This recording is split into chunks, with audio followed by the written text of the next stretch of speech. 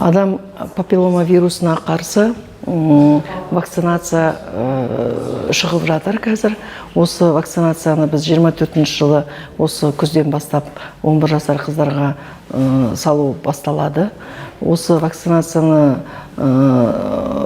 толықтай ата-аналарға жеткізу, медицина қызметкерлеріне жеткізулер жұмыстары қазір жүргізіліп жатыр. 11 жастағы қыздарға вакцинацияны тегін ала алатын болады. Поликлиникаларда, школдарда, прививочный кабинеттерде тегін дәрігердің қаралып рұқсат алғаннан кейін ата-анасының или қамқоршысының рұқсатымен вакцинация салынады 11 жастан бастап. Осы Шығыс Қазақстан облысында 5000-нан астам қыз балалар бар деп тіркеліп отыр қазір.